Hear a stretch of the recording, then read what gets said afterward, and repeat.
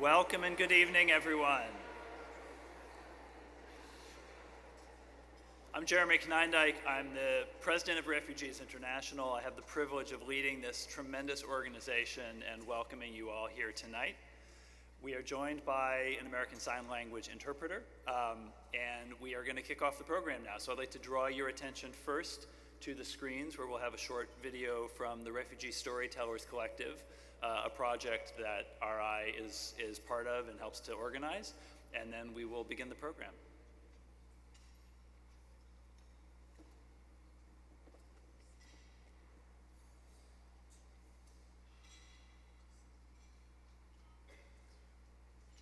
We all have stories to tell. We all have stories to tell. We all have stories to tell. Stories of joy, of struggle, of triumph. But for some of us, those stories have taken us on a journey far from home. A journey that has led us to find new beginnings and hope for a better future.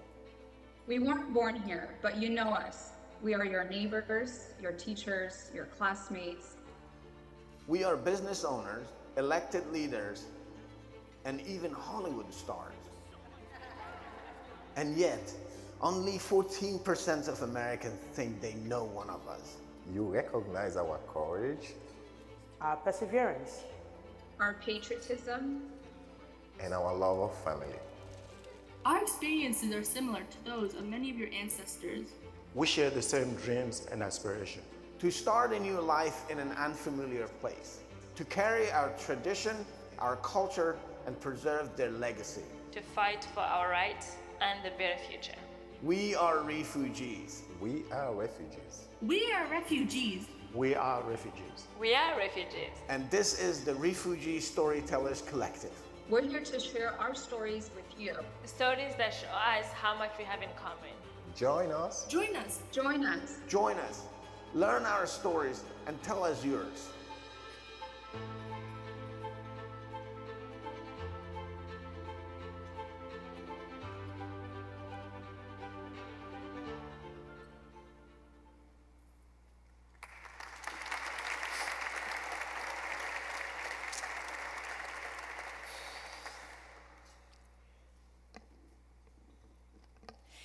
Hello and welcome everybody. Wasn't that an amazing video? The Storytellers Collective is really a triumph. Refugees International, Refugee Congress, and the Refugee Advocacy Lab and other partners launched the collective in 2020 to build a space for people who have experienced forced displacement and wanted to share with the world their stories, their perspectives, and their triumphs.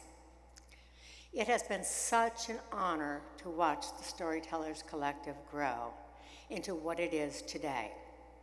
In fact, I think we have a couple of members from the collective here with us tonight. We're happy to hear. My name is Maureen White, and I have the privilege of serving as co-chairman of the board of Refugees International.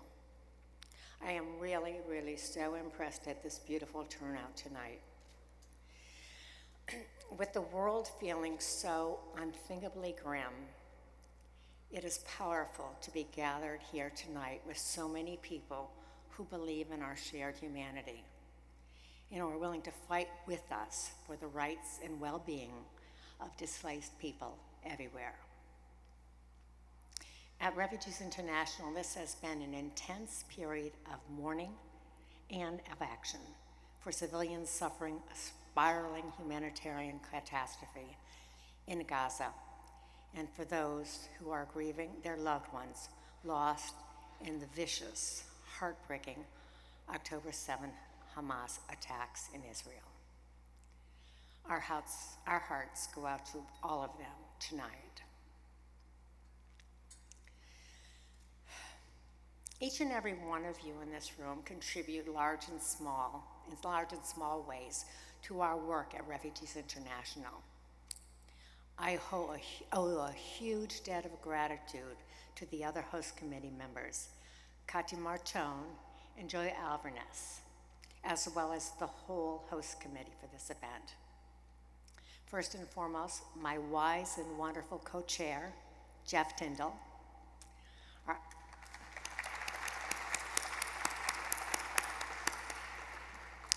Our hardworking and long-standing board members, Elizabeth Galvin and Sarah Bacon,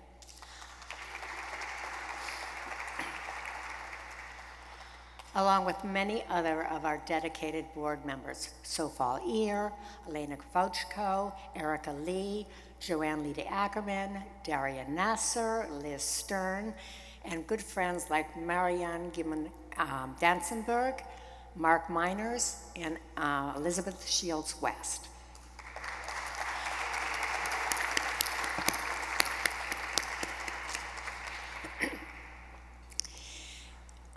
Every cent that you have given or might be inclined to donate tonight goes towards making this work possible. We thank many of you who have supported our work over the last years, and in some cases over the last decades. Like us, you have not given up on the idea of a better future for displaced people. We are so grateful. I'm delighted to say tonight that we have hit our goal for the evening, which is a huge, huge success for us. We were very ambitious, and thanks to so many people, we've been able to achieve our goal.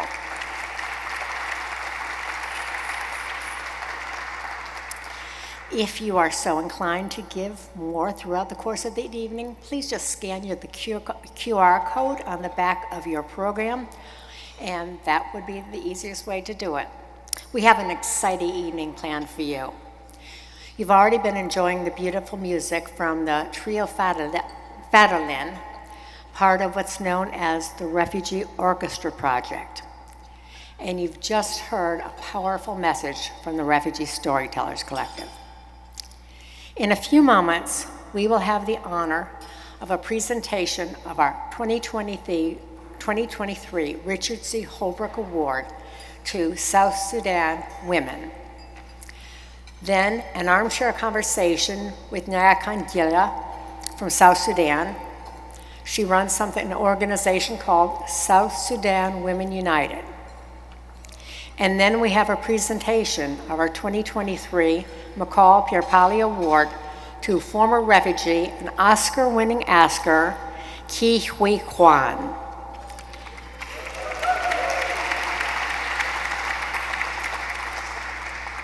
And we'll have some other special messages from our staff and friends throughout the evening. But first, it is my distinct pleasure to introduce a video from, oh no, Jeremy, we have Jeremy. To introduce Jeremy Konadijk, President of Refugees International. Jeremy joined Refugees International in January of this year and has already led the organization through a year of great achievements and very somber challenges in our fight, and hopefully your fight, for the rights and refuge for all. Jeremy, over to you.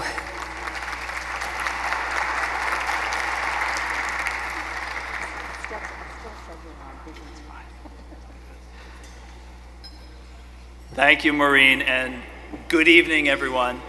Maureen, you provide such incredible leadership on our board, and we are so grateful to you and Jeff as our co-chairs. I'm Jeremy Konadijk, and once again, I have the privilege of leading this vital organization, and I am so excited to welcome you all this evening to our 2023 Advocacy Awards.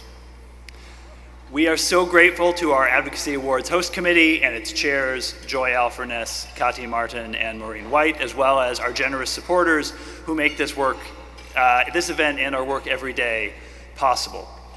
A special thanks also to Maureen White and Steve Ratner and to Elizabeth Galvin for your generosity as the leading sponsors for tonight's event. And while this isn't in the teleprompter, well, yes, and keep the clapping going because I want to also just shout out Becca Meyerowitz and Rachel Roberts,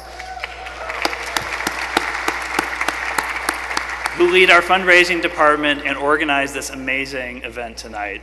Really, really tremendous work. Now, I'm excited to share some updates about how RI has made a difference in 2023. But first, I want to talk about why we chose to focus this event this year on the amazing contributions of refugees.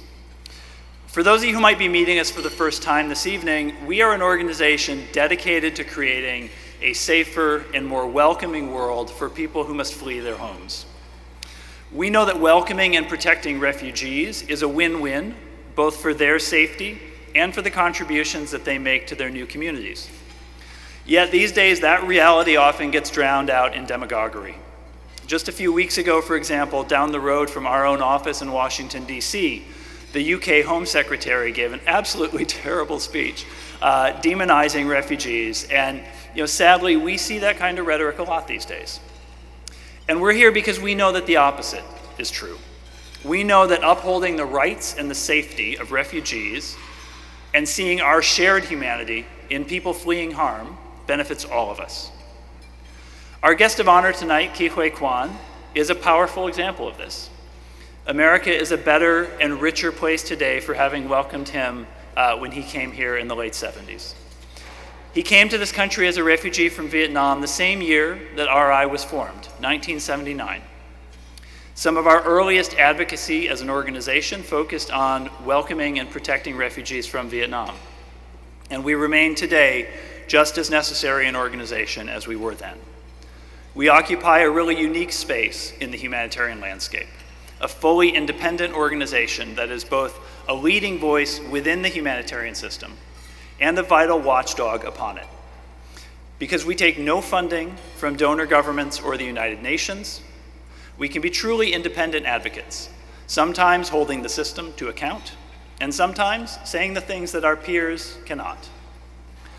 I have just returned from a Refugees International trip to Tunisia that reinforced for me why our role is so crucial.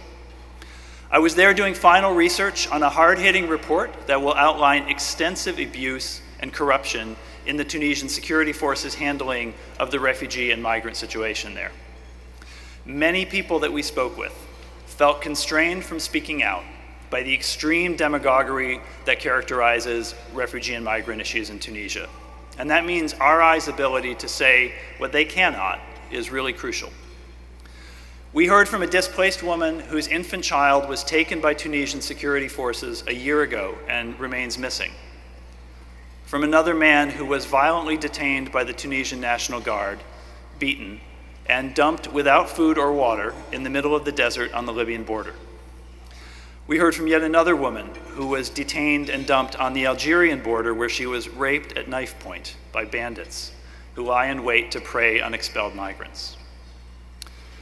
From Tunisian activists and senior UN officials, we heard pleas to bring more global attention to these kinds of abuses in Tunisia. One Western ambassador even personally asked us to brief our findings in her capital. All over the world, our advocacy fills this kind of critical role. We've had an amazing impact this year, and I want to outline just a few of the other ways that our work has been making a difference. In Ukraine, we've worked to organize and elevate advocacy by local Ukrainian-led NGOs. And that has led to the formation of the Ukraine Humanitarian Alliance, a new advocacy network in Ukraine that has already helped to unlock tens of millions of dollars of new funding for action by local Ukrainian partners. We partnered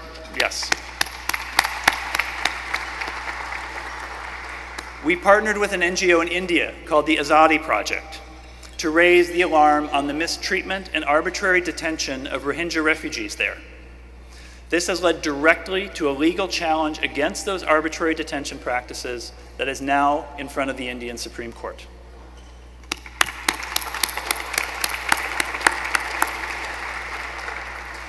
In Lebanon earlier this year, the Lebanese armed forces had begun abusively returning Syrian refugees, a legal violation known as refoulement, returning people unsafely to a country from which they had sought refuge. So the Lebanese armed forces had begun doing this. We intervened with the US government and said, the security assistance that you provide to the Lebanese government is jeopardized by these practices. And very promptly, those expulsions stopped.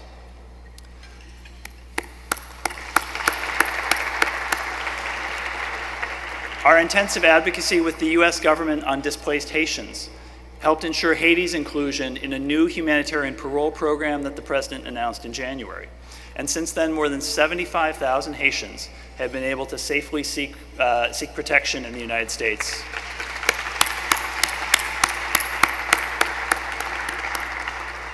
Here in the US, the Refugee Advocacy Lab initiative that we lead with several of our partners in the room has worked at the state and local level throughout the year to pass or implement 14 new legislative and policy measures across multiple states that improve refugee access to education and to work opportunities, and that advance social inclusion of refugees in their communities in this country.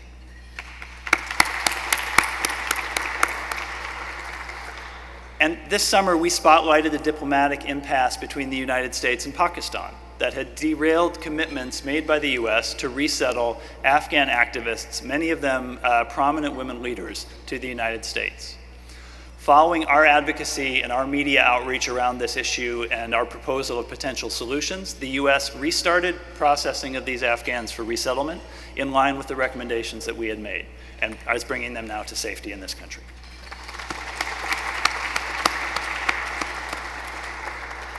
Every day, on every issue, our team is working to deliver wins like this. And crucially, we are doing so in close and mutual partnership with refugees and with local leaders on the front lines themselves. This year, we launched an exciting new initiative called the Refugee Fellows Program, through which we partner with leading refugee advocates around the world and bring them directly into shared advocacy efforts with us. And a little bit later tonight, you'll be hearing from Huria Tafesh, who leads that program for us. These partnerships have brought even more depth and richness to our advocacy, and we're really proud to take this program forward as an organization. So it's been an incredible honor to steward and lead RI over this past year since I began in January, and we are looking forward to many, many good years ahead. And we're excited to continue as we head into 2024 and expand our impact in what will be our 45th anniversary year. Now, it is my distinct pleasure to introduce my friend, author, journalist, human rights advocate, and longtime friend of RI, Kati Martin, for the presentation of the 2023 Richard C. Holbrooke Award. Kati, over to you.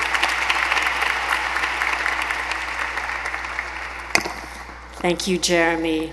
Dear friends, thank you so much for turning up for this event. These are obviously dark days, and I think we draw comfort from being together and reconfirming our shared humanity in such troubled times.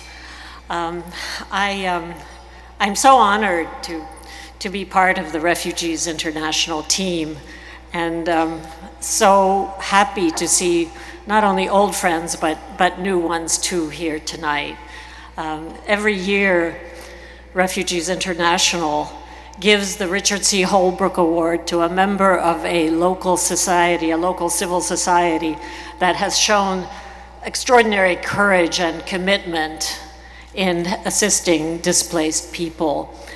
The award is given in memory of Richard, who served as chairman of the board of International Refugees until he left to become the chief negotiator of the Dayton Accords, which, as you know, ended that savage war in Bosnia. Richard was my husband. It was wonderful meeting Key, our Oscar-winning honoree, whom you are about to meet, and discovering, purely coincidentally, that he was in that first wave of refugees that, that Richard organized well before he joined Refugees International, when he was just a young State Department official, the boat people of Vietnam. Anyway, you're in for a treat. Key is an extraordinary and warm-hearted figure, and just a reminder of how enriched this country is by refugees. I think this room has more refugees than non-refugees here, and I think, anyway, I don't have to persuade you that refugees are the greatest source of wealth of our nation.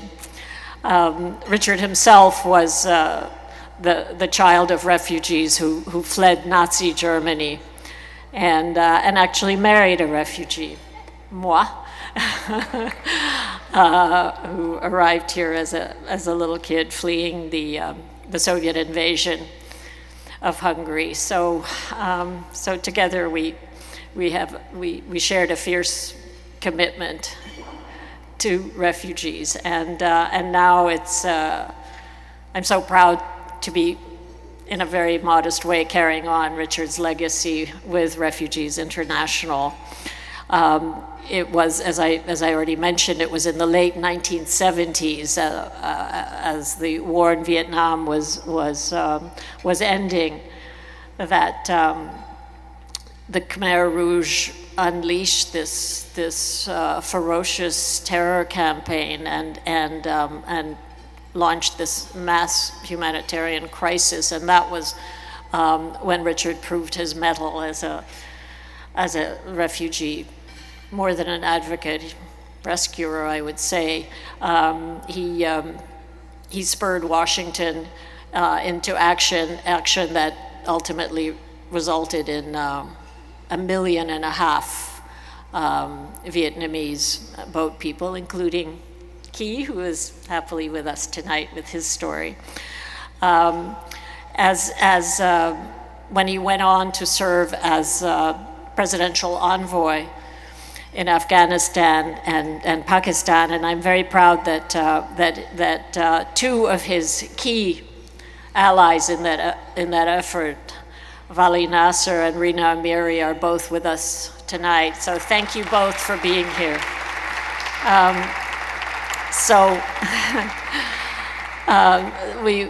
The welcome that Richard was able to encourage, we provide for those boat people is something that we should really draw courage and inspiration from in our present extremely fractious political climate. The mass movement which of refugees is not something that will abate anytime soon. It's sad to say a growth industry, and therefore we really do rely and depend on your generosity, your big-hearted people. The heartbreaking flight of thousands within Gaza, as well as those who await the release of their loved ones from captivity in Gaza, makes it crystal clear that we have got to stay engaged in the humanitarian crisis, which I think is second only to the climate crisis as the greatest existential threat to all of us and to our planet. The thing I learned from Richard, many things, but one of them was that you never look at those numbers, never regard refugees as statistics. Each one, well, could be one of us, only less lucky. So I know that Richard would be tremendously inspired by the person who I am about to present with the award that's named after Richard Holbrooke. This year's winner of the Holbrooke Prize is from the South Sudan Women United front, and she is. I hope she comes up here. She's not only a fantastic advocate and organizer, but and I can say this, spectacularly beautiful. So will you come up here in your splendor? Yeah.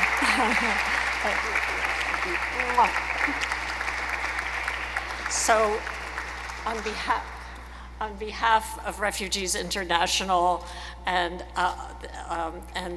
all of us in this room, I award you the Holbrooke Prize for all you have done for the women of South Sudan, and you are in our hearts, and you are truly among the bravest of the brave, and I am very proud to present you the Holbrook Prize for this year. Are you going to say a few words? Yes.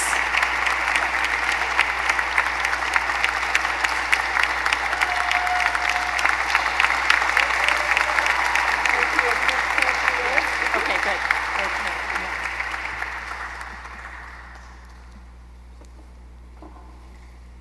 Thank you so much, Katie, for this wonderful introduction. Mr. Jeremy Canondike, President of Refugees International, supporters and staff of Refugees International, distinguished guests, on behalf of South Sudan Women United, I'm deeply honored to receive the 2023 Refugees International prestigious Richard C. Holbrook Leadership Award. Mr. Holbrook, for whom this honor is named, is distinguished as a person who has championed human dignity for all, including refugees and uprooted persons. More importantly, we acknowledge his role of promoting diplomacy and dialogue, bolstering for global peace and humanitarian effort to reduce human suffering. In this regard, receiving this award means an increased obligation to serve in a region challenged by conflict and poverty and displacement.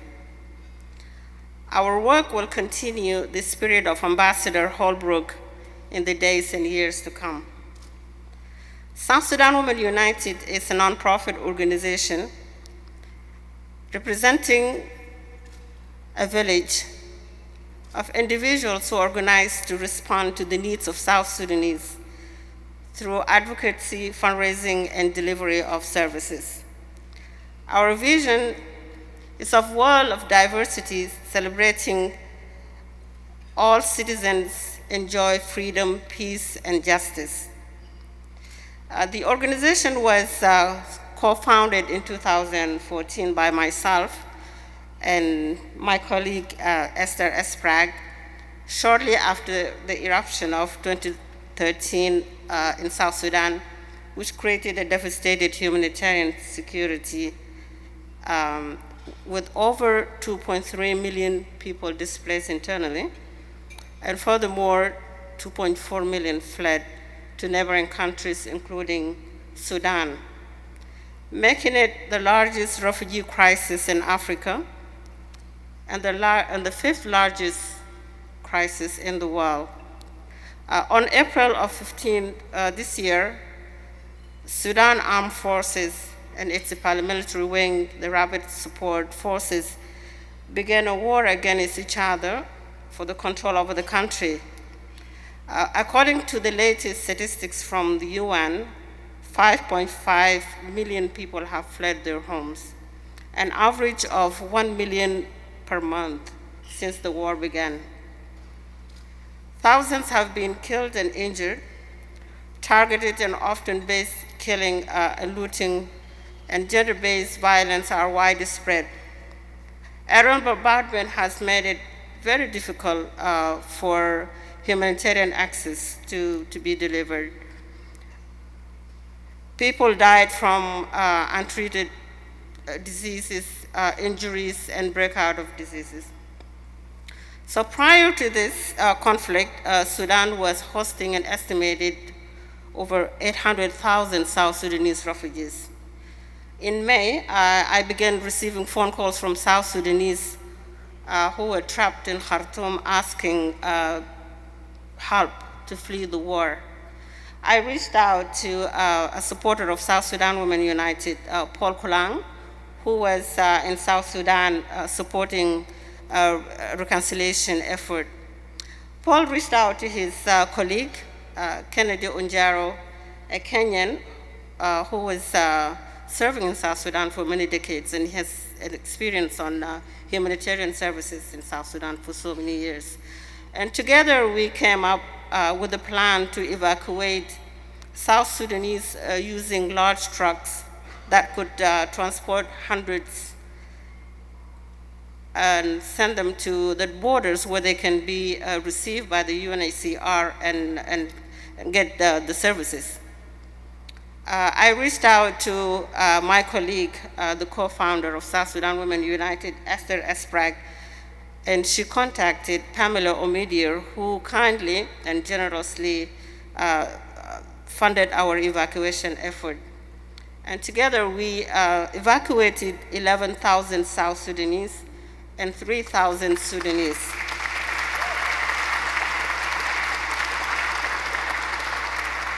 Included in our evacuation effort, we included an especially carefully planned program to evacuate children who were suffering from measles, and we evacuate them to the nearby where they can be taken care of and get the health services.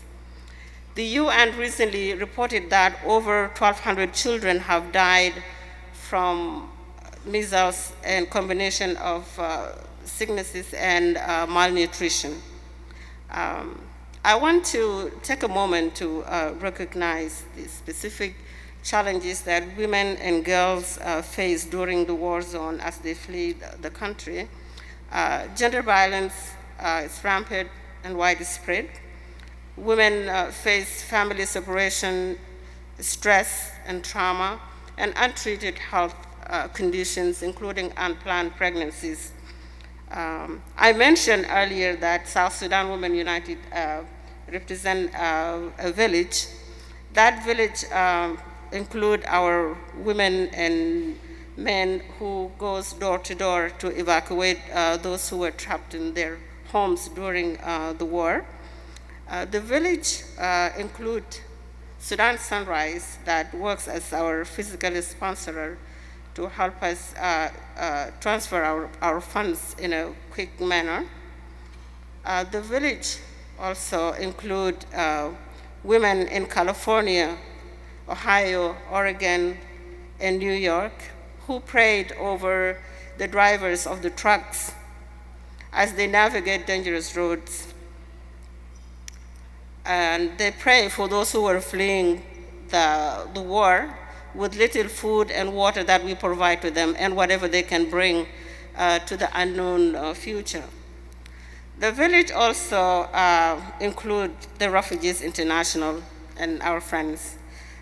Paul had the privilege of hosting Daniel Sullivan and his friend Abdullah Haliki with Refugees International when they came to South Sudan and proceeded to Juba to witness the terrible challenges faced by those fleeing the violence.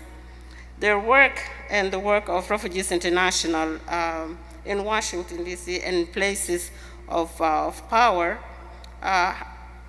to advocate on behalf of people who largely feel forgotten had really made a big difference in highlighting what is happening to the people of Sudan and South Sudan.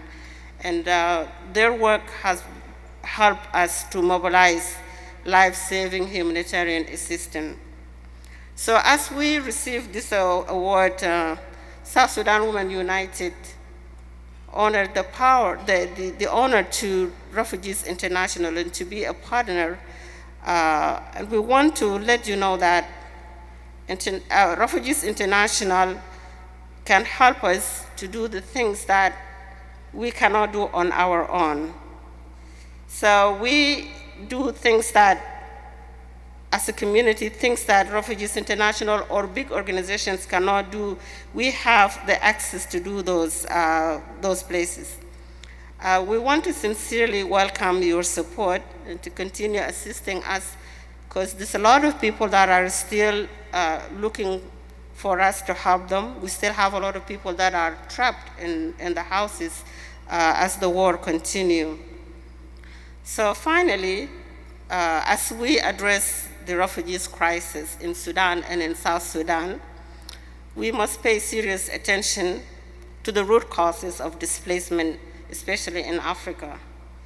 We must tackle the underlying and overlapping factors that fuel the conflicts, and whether they emanate from human violation, breakdown of law, or inequality, authoritarianism, or environmental degradation. So once again, I want to take this sincere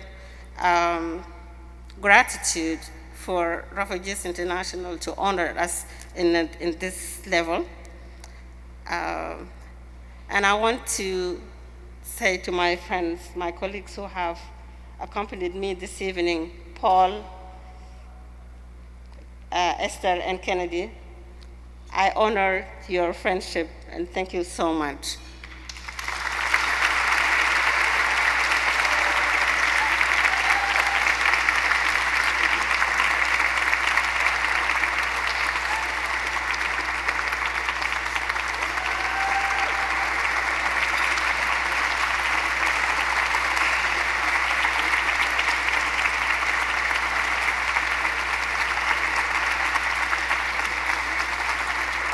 Thank you, Nyakan, for everything that you and your colleagues at South Sudan Women United have done. My name is Dan Sullivan. I serve as the Director for Africa, Asia, and the Middle East with Refugees International. As Nyakan mentioned, it was my privilege to partner with South Sudan Women United in traveling to South Sudan earlier this year, specifically with her colleague Paul, to really see firsthand the really important work that they've done, really truly life-saving work. And I can think of no one and no other group that is more deserving of this award. And so it gives me a great honor to offer to you and present a $5,000 check in support of your further work.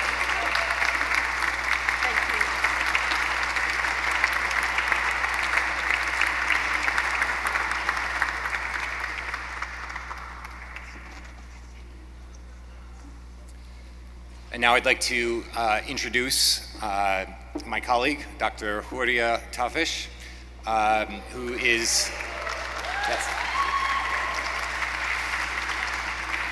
she is the program manager for refugee leadership with Refugees International. She's going to sit down with Nyakan for a little bit of a deeper conversation about their work.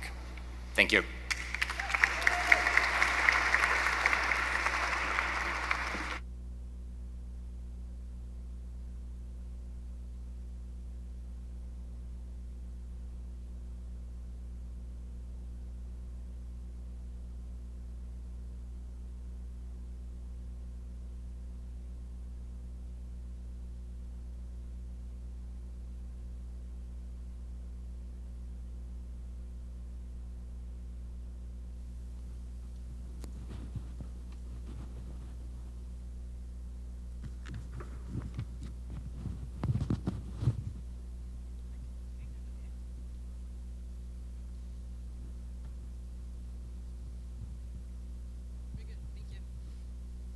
Hello.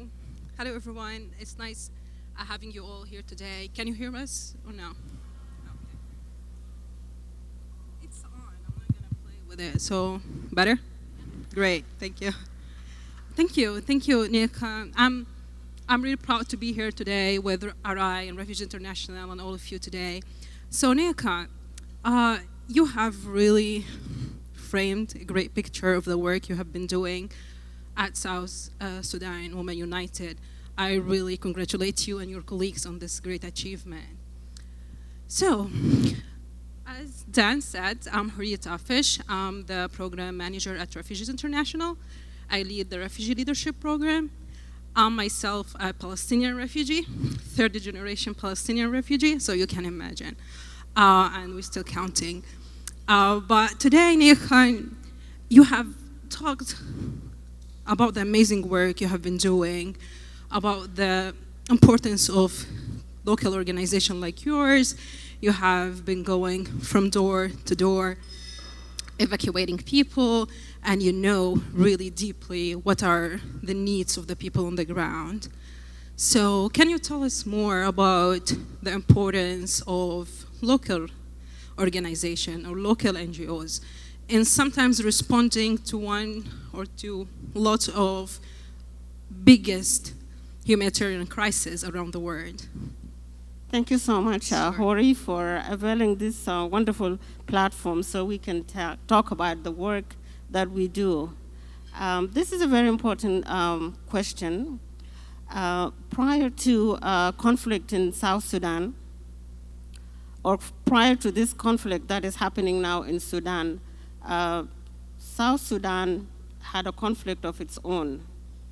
And many of you might have seen what was happening in South Sudan right after the independence. We went into the civil wars, and our people had to flee the country. And we went to Sudan. Sudan was a good host to us.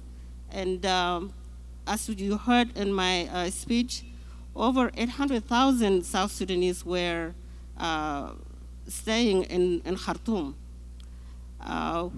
When this conflict happened in April, we went in with the intention to go and evacuate South Sudanese, just like any country that went in to pull their own people out of the risky situation. So when we went in, we found out that it's so difficult to leave our sisters and brothers from Sudan behind and only take our own citizens. Because they were so nice to us. They opened their borders to us. They opened their country to us when we had our own problem. So we said it's not fair to just leave them behind and just take the South Sudanese. So we went door to door to see who need help. And that kind of work cannot be done by international organizations. The reason I'm saying it cannot be done by international organizations because you have to have some kind of structure. You have to have some kind of relationship with the communities in the area. And that development, we did it because we lived in Sudan. Once upon a time, Sudan and South Sudan, they were one country. They were one people. So we had that relationship. We can go to the places that international community cannot go because we have that access that we developed through churches, through the religions, through women groups, and through youth groups. So it was easier for us to go door to door to pull up those people that needed to be evacuated. Great. Thank you very much. This sounds great. But also, on a side conversation with you last week, you have mentioned that you have this dream or ambition to get into policy work beside your programs on life-saving services.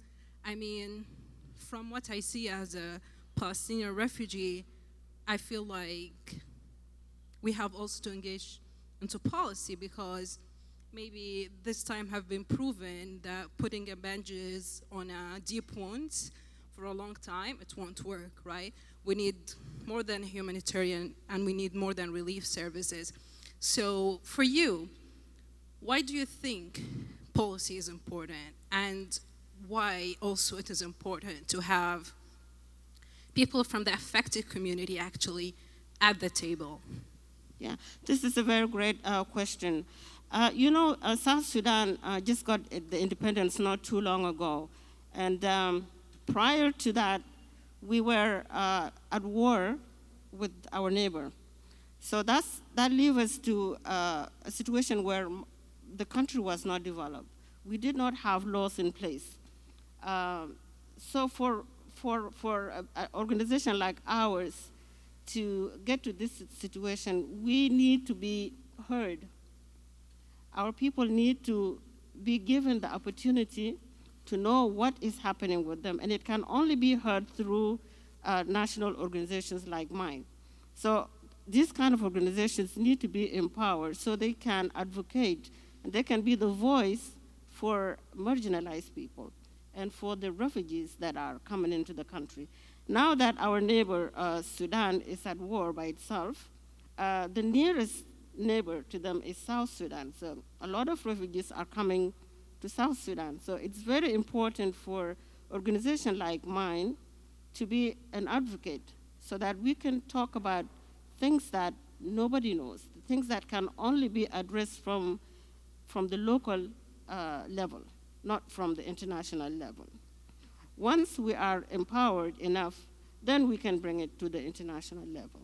Yeah, I cannot agree more because local organizations in some countries, they have been engaged in some policy initiatives, and we see that it led to better results for both win-win situation for the people and the policymakers, because we're saving them time and effort, right? Because sometimes we have this gap between those who are making the policy and those who are on the ground.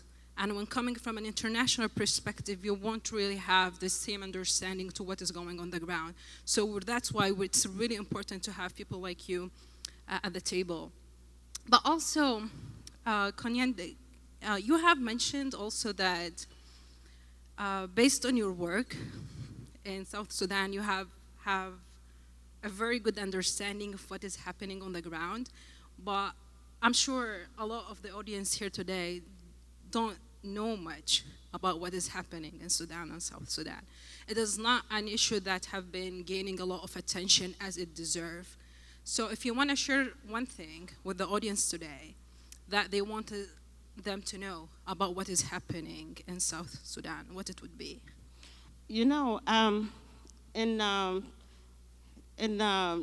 when the first war started in the 80s, the world did not know what was happening in South Sudan until mid-90s, when the media was flooded with so many atrocities that were committed to people of South Sudan.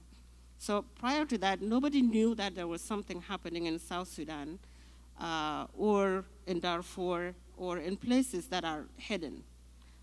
So this question has been brought up in so many times and over again.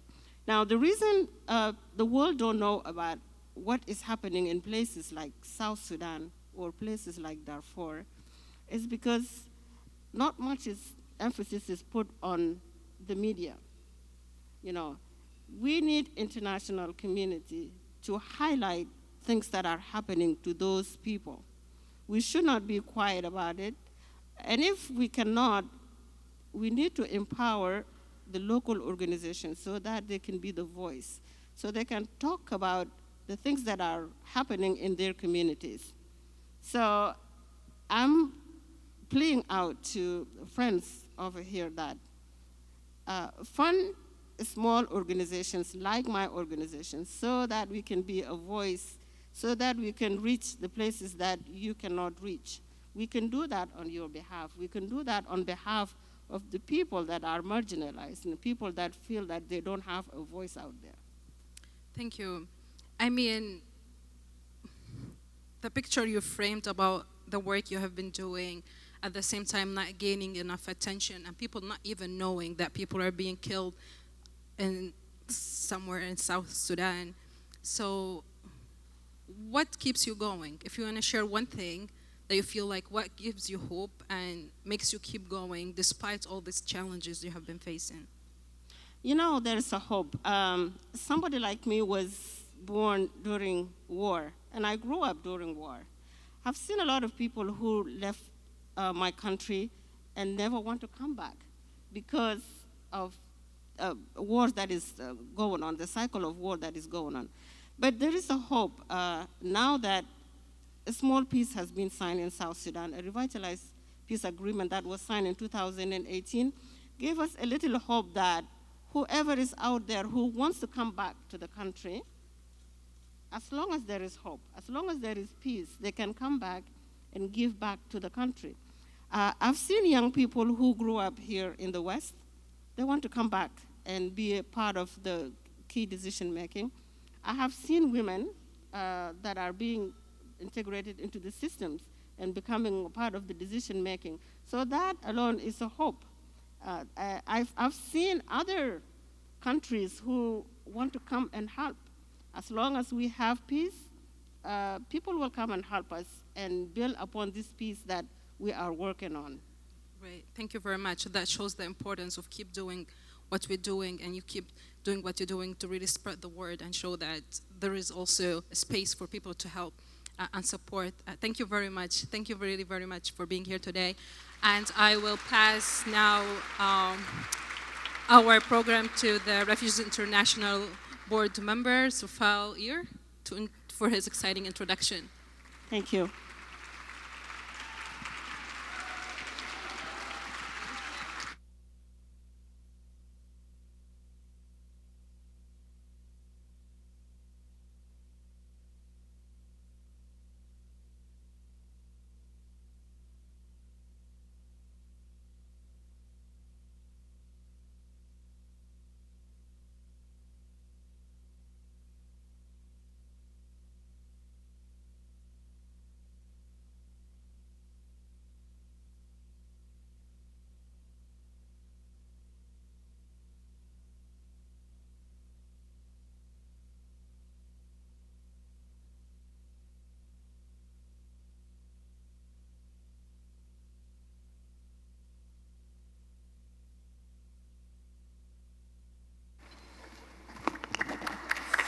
Thank you so much for that incredible conversation, Buri and Nyakan. My name is Sopal Ear, and I have the honor of serving on Refugee International's board of directors. The work of Refugees International, this award, and this awardee resonate very personally with me as a Cambodian refugee. In 1975, my family was expelled from Phnom Penh to Pursat province, where we lived in a labor camp and worked in the fields. In 1976, my mother heard that Vietnamese citizens in Cambodia were allowed to return to Vietnam, and thus sparked her idea that our family of 7 would pretend to be Vietnamese. My father didn't speak Vietnamese, but mom did have some rudimentary knowledge, and her Vietnamese was so bad, in fact, that she'd given all the boys girls' names and all the girls boys' names. My father passed away from malnutrition and dysentery 3 days into our journey, a kind of Sophie's choice that thankfully we were spared. A Vietnamese auntie pointed out the misgendered names and helped improve my mom's Vietnamese by acting as a language drill sergeant for 3 days. Thankfully, mom passed and my 4 siblings and I were saved. We were able to escape Pol Pot's Cambodia and go to Vietnam. From there, my mother took us to France when a random Frenchman decided to take up our asylum case, and then we went on to the United States with the help of a maternal aunt. Now, since I teach courses on refugees and asylum seekers, I'd be remiss in not sharing with you one of my favorite passages from a book I use entitled Buddha is Hiding, Refugees, Citizenship, and the New America by Aiwa Ong, especially since we are here in New York City. So let me quote, "Why," I asked Cambodians I encountered, "did you decide to seek resettlement in the United States, not France or Thailand?" Apparently incredulous at my query, they'd say, quote, "America is the land of freedom, you know, the lady with the light, lifting up an arm, holding an imaginary torch. This shining figure was what kept the war-traumatized refugees going in their long nights in Thai refugee camps. By raising their arms, they elected to go to America, the home of freedom and wealth, far away from the demented Pol Pot regime, the chaos, poverty, and political uncertainty of Cambodia. Standing before you with a doctorate and 3 master's degree as a tenured faculty,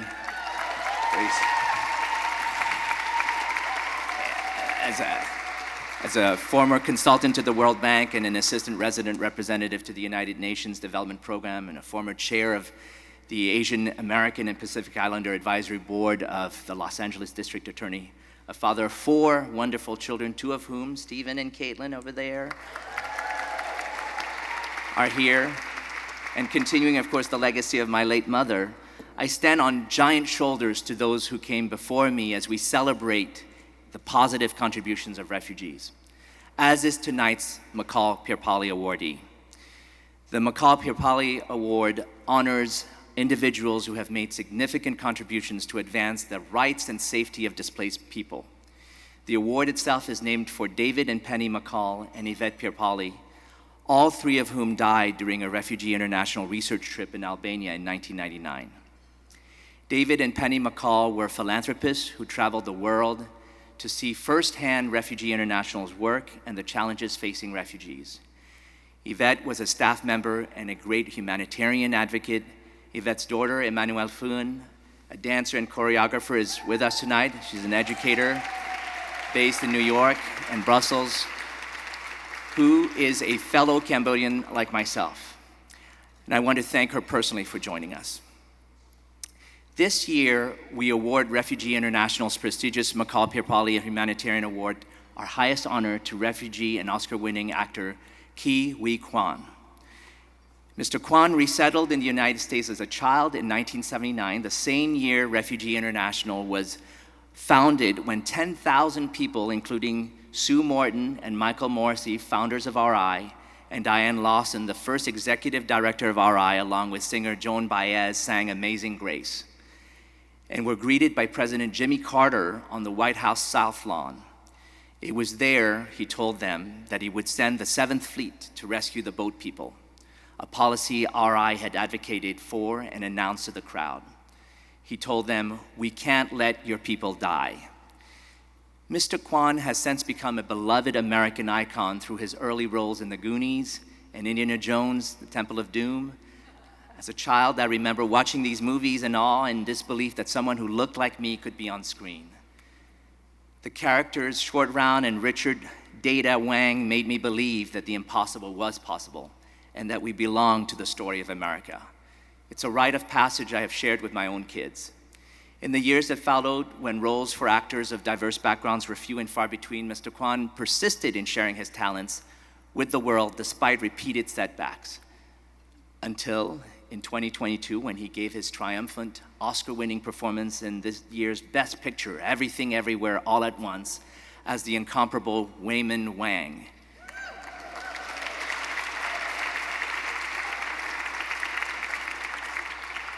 Now, he continues to grace screens all over the world, and for one night, he graces our stage.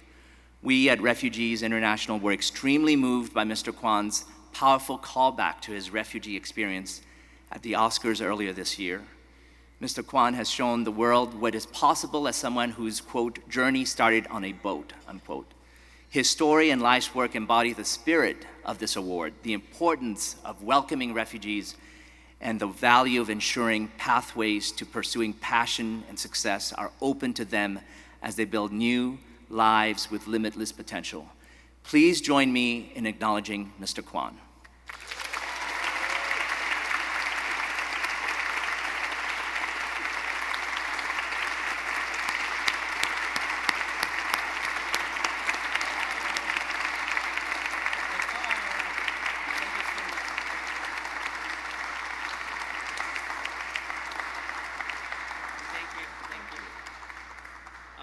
Wow, thank you so much. Sarah shepherded from Refugees International, and I had a nice little conversation before all of this started. And when she told me that the organization has reached their goal of fundraising, that was the happiest news that I've heard all month. So thank you so much to everyone who has so generously donated to this wonderful organization. I am truly honored to be here tonight receiving this award. I hope you know how much this means to me. Although I must admit, this moment feels bittersweet given the global crisis that we are currently facing as a community. Lately, I've been thinking a lot about the people desperately searching for a place in this world, parents trying to protect the children, families navigating their way through unspeakable acts of terror. These human beings continuing to endure hardship, loss, and devastation, yet somehow through it all, clinging to hope that one day all of this will lead them to their own safe place, a place where they can call their home again. In 1978, this was my family. My parents made the difficult decision to split our family in half as they embarked on separate journeys to escape the tumultuous situation in Vietnam. In the middle of the night, my parents looked at each other, and I cannot imagine what must have gone through their minds when they said their goodbyes. The hope of a brighter future must have outweighed their fear of never reuniting again, because that very moment could have very easily been the last time any of us would ever see each other again. There's never a day that goes by that I am not eternally grateful to this country for opening its arms to me and my family. Because I know not every family is as lucky as mine. The recognition tonight is not just a personal achievement, but a testament to all displaced individuals.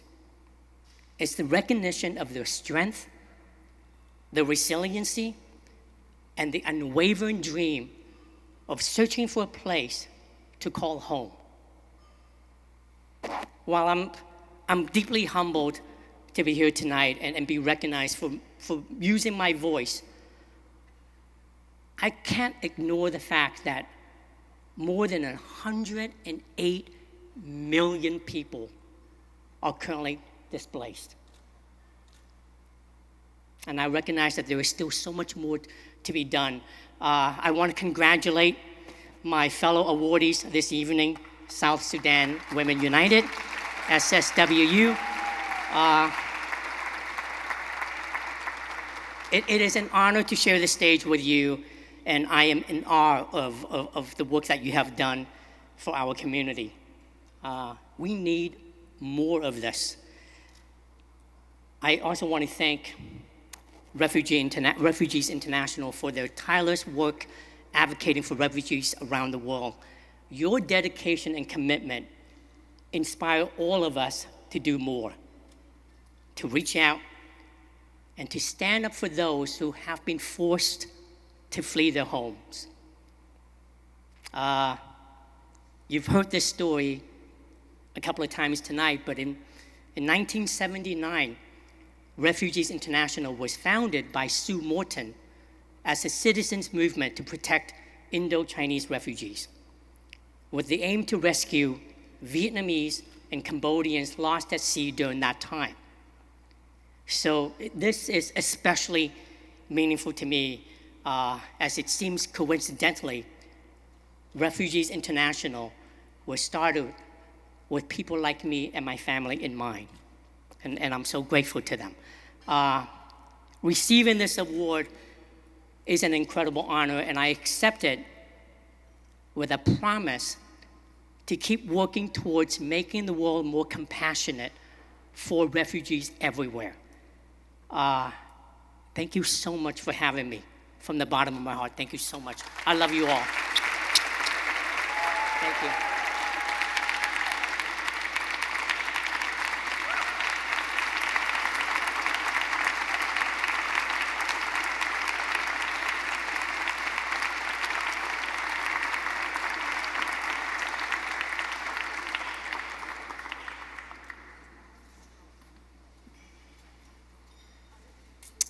Hello, everyone. I am Joy Alferness, a board member at Refugees International and a proud co-chair of this event.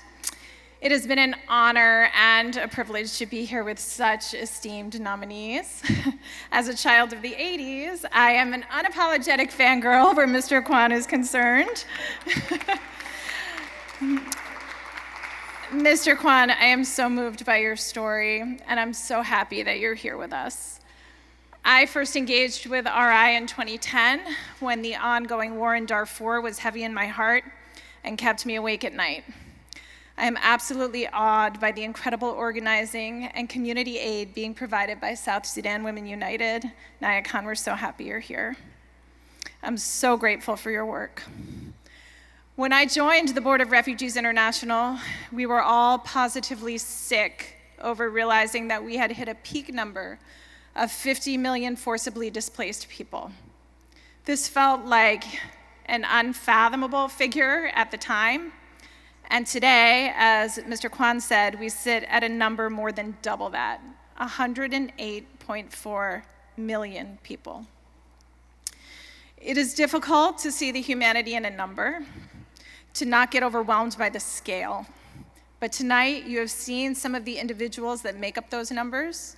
They are our friends, our colleagues, our neighbors, our loved ones, and our community.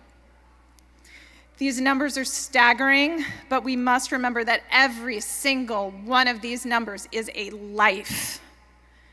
Refugees International places humans at the forefront and recognizes the unique value and worth of every single person. Our powerful advocacy centers humanity, and I'm grateful to all of you in this room for the many ways you support us in that work. We are so glad to have you in our community and hope that you'll stick with us for a very long time. Now please join us in the reception area for dessert and an opportunity to continue mingling. And don't fear, if you want to make a first or second or third or 12th donation, you can still do that by scanning the QR code on the back of your menu there. Thank you so much, and thank you for being here with us tonight.